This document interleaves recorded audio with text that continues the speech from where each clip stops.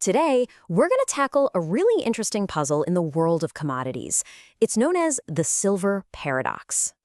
Yeah, this quote really gets right to the heart of the matter.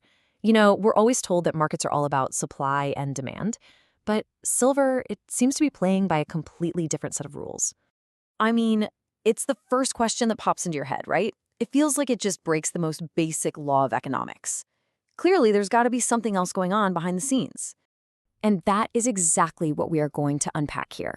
We're going to pull back the curtain on the hidden mechanics of the silver market so you can understand why these shortages can stay invisible for years, right up until the moment they suddenly can't. Okay, first up, let's really get a handle on the scale of this paradox. I mean, just how big is the disconnect between what's happening with physical silver and the price you see on the screen? Get this.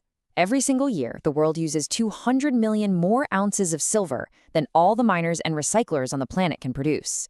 And look, this isn't just some small gap. We're talking about a massive structural deficit.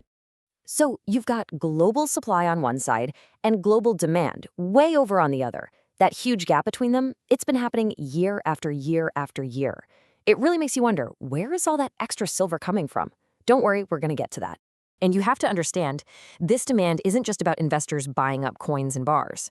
More than half of all silver is actually consumed by industry. We're talking solar panels, electronics, electric vehicles, all the stuff of modern life.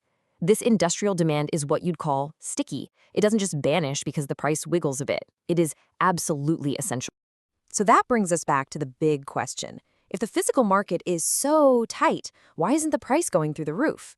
Well, the answer is pretty surprising. It's because there isn't just one silver market. There are actually two. Now, this is probably the most important thing to grasp in this whole explainer. You've got the physical market. That's where actual, real bars and coins get traded. But the price you see on the news, the one on your screen, that's set in what's called the paper market. This market deals in things like futures contracts, which are really just bets on the future price of silver. And here's the key. They are almost always settled in cash, not with physical metal. And the sheer scale of this paper market is it's staggering. Think about it like this. For every one single ounce of real physical silver that's actually available for delivery, there can be over 100 ounces of these paper claims trading against it. The paper market totally dwarfs the physical one.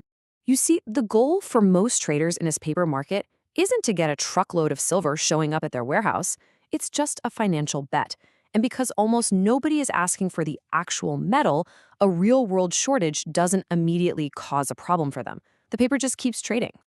Okay, so if there's a real deficit, how on earth does the system keep itself balanced without the price going haywire? Well, the secret is inventory. Here's the mechanism. When big industrial users need more silver than the mines are producing, they don't set off a panic on the paper market. Instead, that deficit gets filled by drawing down these massive stockpiles of silver held in giant vaults, like the ones in London and New York. So these inventories act like a huge shock absorber, soaking up the shortage and keeping that paper price looking calm and stable. But here's the thing. That shock absorber, that buffer, it's not infinite. There has been this quiet drain happening completely in the background. For more than 3 years straight, these absolutely critical inventories have been shrinking, all to fill that supply gap. So while the paper price looks totally calm, there are these little signs of stress bubbling up under the surface, but you have to know where to look. For example, lease rates, which is just the cost to borrow physical silver, they start to creep up. Or the premium you pay for a real coin over the paper price gets bigger and bigger. These are like the market's subtle whispers, telling you the physical system is getting tight.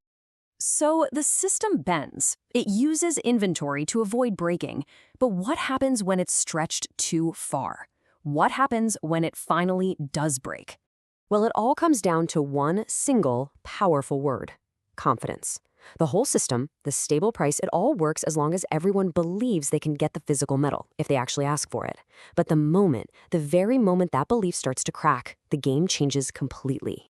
So what could trigger something like that? Well, it could be a major delivery failure on one of the big exchanges. Or maybe huge industrial buyers get nervous and start bypassing the paper market altogether to lock in their own physical supply. It could even be a government suddenly restricting silver exports. Really, it could be anything that makes the big players suddenly realize that all those paper promises might not actually be redeemable for real physical metal.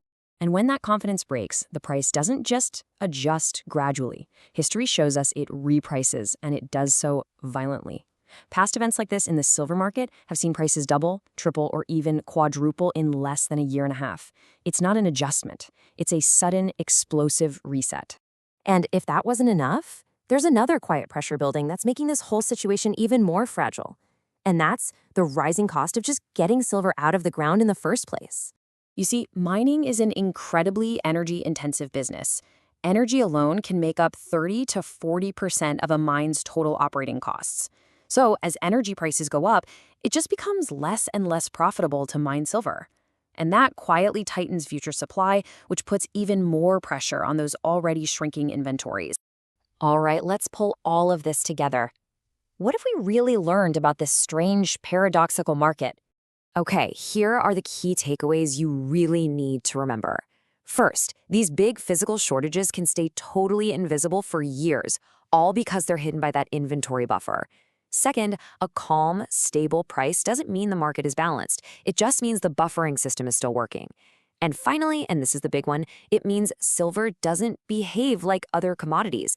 It doesn't adjust, it resets.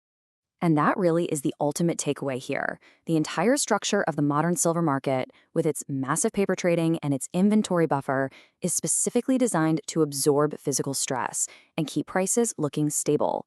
But that system has a breaking point.